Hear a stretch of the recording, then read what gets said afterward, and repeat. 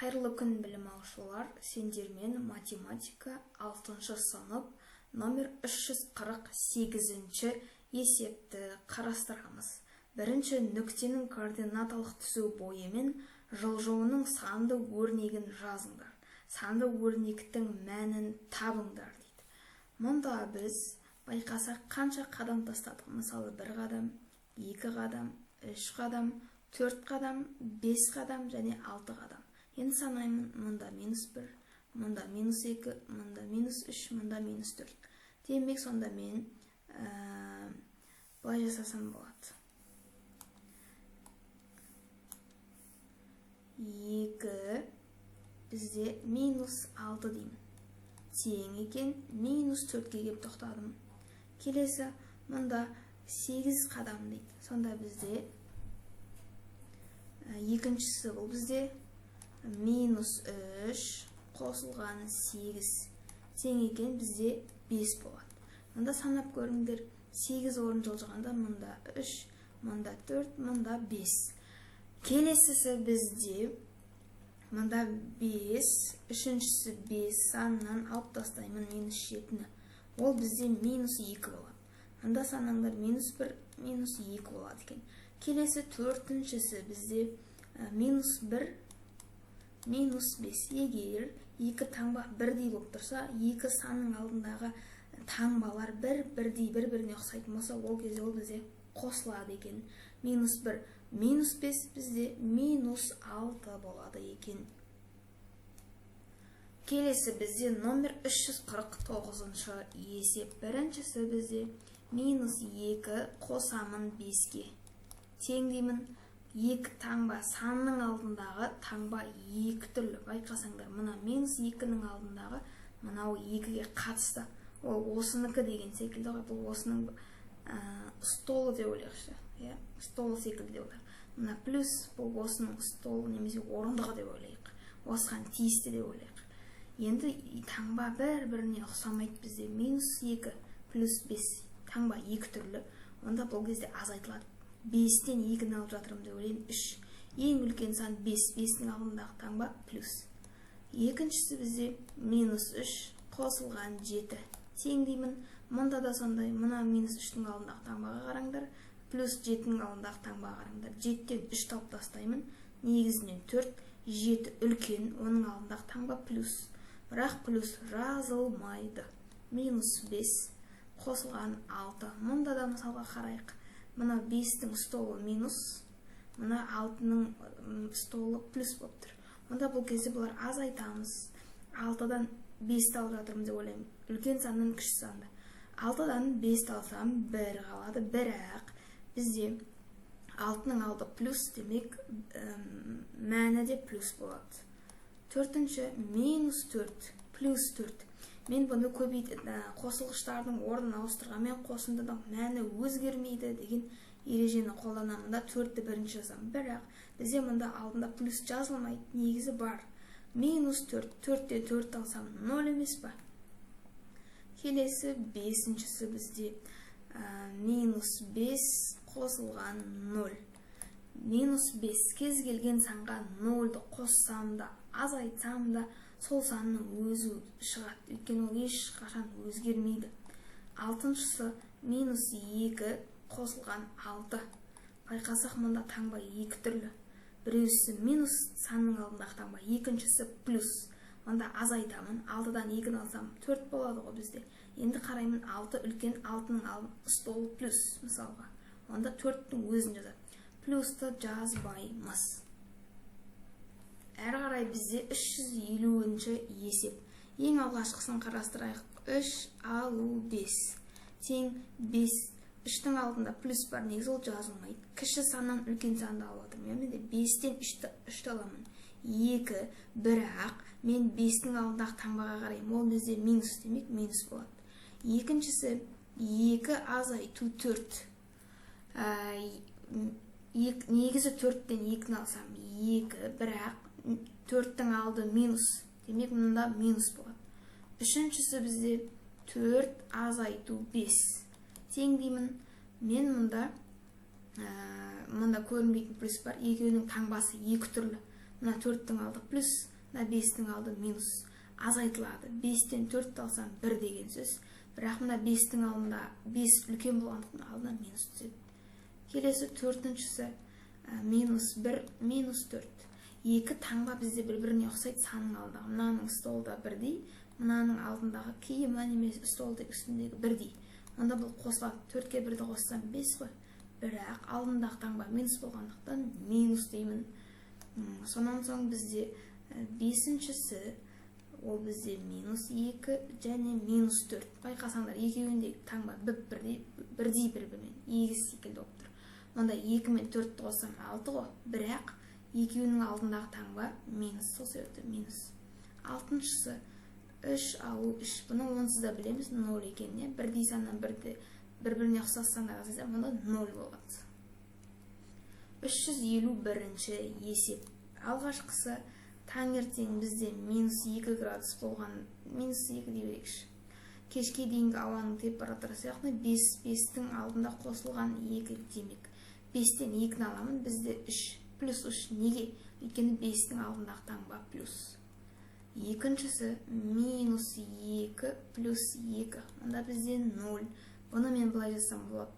Қосындының қасиетін 2-ден 2-ні аламын 0. Қосылғыштардың орнына ауыстырғанмен көбейтіндінің мәні қосылғыштың мәні өзгермейді. Мұнда минус 2, мұнда минус 3.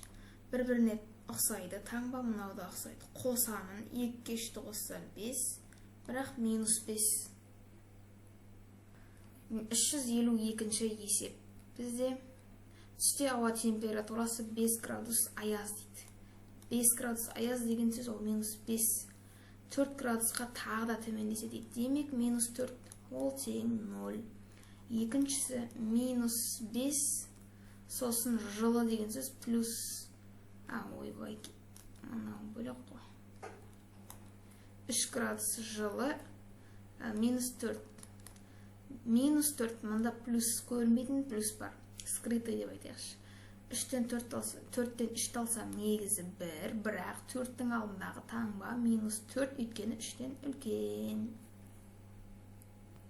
353-ші есеп. Бұл бізде сатылы бөлшектердің кішкене жеңіл түрі. 1 алу 5-тен 4. Тең деймін, алымындағы 1 тұра берсін. Мына екеуіне ортақ бөлім берем.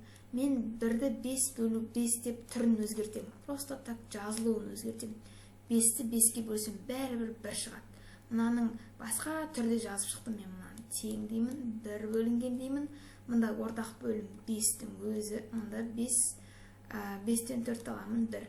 Мына сөз бұл бізде бөлу деген мағынаны білдіреді. Сонда мен мынаны 1 бөлу 5-тен 1 деймін. Жай бөлшектерді бөлудің қасиетін 5-ші класста өтіп кеткенсіңдер. 1 мен 5-тің 5 алымына жазылады, 1 бөліміне жазылады. Сонда тең 5 екен. Екіншісінде осындай 1 қосылған 4-тен 1. Тең деймін, бөлшектің бөлімінде 1 бар. Мұнда 4 бөлу 4 қосылған 4-тен 1. Ортақ бөлім 4-тің өзі 1 бөлінген 4, мұнда 5. Тең, мынау бөлу деген мағынаны білдіреді. 1 бөлу 4-тен 5. Тең деймін 1 көбейту. 5 пен 4-тің орны ауысады алымы мен бөліміне. Тең деймін 4-тен 5. Немесе бұл 0,8 деген ондық бөлшекке тең. Жауабын қалай сұрады соған байланысты. Әрі қарай 1 азайту 6-дан 1. Тең деймін.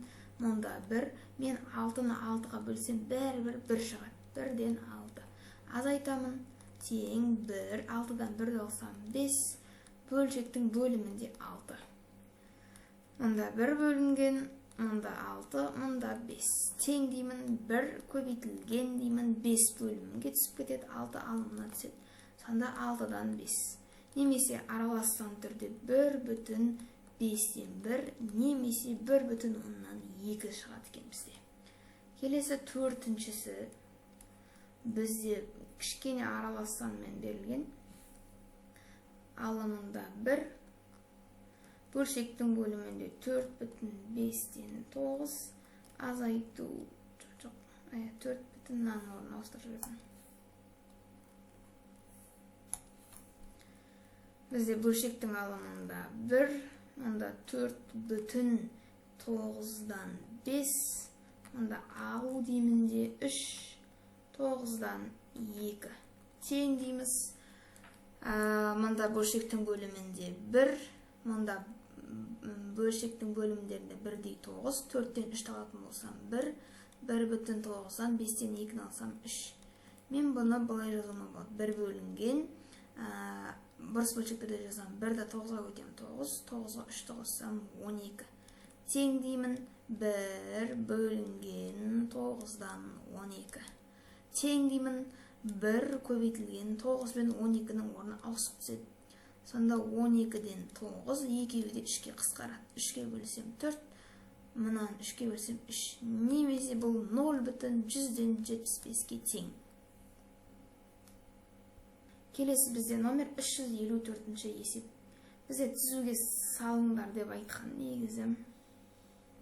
Мынандай түзу болсын бізде. Сонан соң бізде таңертең плюс 2 болады. Мына жерде 0 болсын да, мұнда 1 болсын, мұнда 2 болсын. Сосын ол 4-ке өзгеріп кетеді. Мұнда минус 1, минус 2, минус 3, минус 4. Жалпы бұлай айтып тұрға бізден 2-ден минус 4 деп тұр. Кешке өзгеріп болды, неше температураға өзгеріп деп тұр.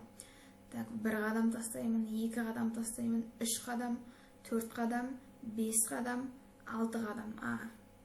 Онда біз бұлай жасаймыз ғой, 4 шығу үшін штоқ, е? Онда 2 алу бізде 6 тең минус 4 градусқа барамыз біз. Демек 6 градусқа өзгерді деген сөз ғой. Әрі қарай бізде 355-ші есеп. Координаталық түзу бойымен жылжу схемасы түрінде минус 2-ге 20-ны қосамын ғой жалпы. Мында жазам біріншісі. Минус 12 қосылған 20. Таңба 2 түрлі. Онда біз азайтамыз.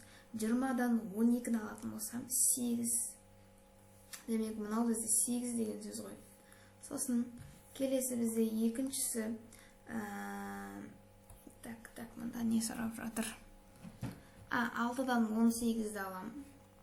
6 алу 18. И одан шыққанға мен 24-ті қосам. Негізден 18-ден 6-ны алсам, бізде минус 12. Сол минус 12-ге еще бізде тағы да 24-ті қос дейді. Онда бізде таңбалар 2 түрлі, біреусі минус, біреусі плюс. Онда азайтылады, бірақ 24 үлкен 12-ке қарағанда, сондықтан плюс 12 шығады. Келесі бізде 9-дан мен 23-ті алып тастаймын. 9 алу 23. Ол бізде 23-тен 9 алып тастаймын деп ойлаймын. 20-дан алсам, минус 14. Минус 14 бізде болады. Минус 14 плюс 18. Таңба 2 түрлі азайтылады. Бізде 18-ден 14 алсам 4 плюс 4 неге? 18 үлкен, оның алдындағы таңба плюс 4-ші. Мұнда бізде мұнда минус 12 қосылған 26. Байқасаңдар, минус плюс бір-біріне ұқсамайды. Онда біз азайтуды орындаймыз. 26-дан 12-ні алам деп ойлаймын. Мұнда 4, мұнда бізде 14 плюс 14 не үшін? 26 үлкен 12-ге қарағанда, оның алдындағы таңба плюс. Келесі бізде 14-тен алып тастаймын. Енді біз 19-ды ма? Минус 19. Таңба 2 түрлі плюс бар, жазылмайды. 19-дан 14-ті алып тастаймын деп ойлаймын. Онда бізде 5, бірақ таңба минус. Неге? 19-дың алдындағы минус таңба ол әсер етеді. 356-шы есеп. Бізге сыз деген, бірақ мында 5-тен 9 алсам минус 4. Минус 4. Бізде плюс 3-ім, 4-тен 3 алып атырым деп ойлай, минус 1. Келесі мұнда минус 6, екіншісінен бастайықшы. Минус 6, плюс 11, минус 8. Мына жерде бізде плюс 5, минус плюс 5 минус 8 ол бізде минус 3 болады. Үшіншісі минус 4 плюс 10 минус 14. Мына жерде бізде плюс 6 болады. 6-дан 14 алатын болсақ, минус 8 болады. Төртіншісі бізде 3 алу 8 қосу 12. Мұнда бізде минус 5 қосу 12 бізде ол плюс 7 шығады. Бесіншісі бізде 4 алу 10 қосу 14. 10-нан 4 алып тастасам бізде минус 6. Минус 6 плюс 14 бізде плюс 8. Плюста негізі жазбаймыз. Алтыншысы бізде минус 3 плюс 8 минус 12. Плюс 5 минус 12. Бізде минус 7. Жетіншісі минус 2 минус 5 плюс 12. Мына екеуі қосылып минус 7. Минус 7 плюс 12 ол бізде плюс 5. Келесі бізде 9-шы минус 1 минус 7 және плюс 11. Минус 8 мынау. Минус 8 плюс 11 минус 3. 10-шы бізде минус 5 плюс 9 минус 11. Минус 5 плюс 9 мұнда 4. 4-тен 11 алам. Бірақ мен 11-дан 4 алып жатырмын деп ойлаймын. Минус 7. Әрі қарай бізде 11-ші. 11-ші бізде минус 4 минус 5 плюс 10. Мұна екеуі минус 9. Таңбалары екі түрлі азайтылып 1 болады. Келесі бізде 12-ші. 6 алу 11 қосылған 8. 11-дан 6-ны алып жатырмын деп ойлаймын. Минус 5.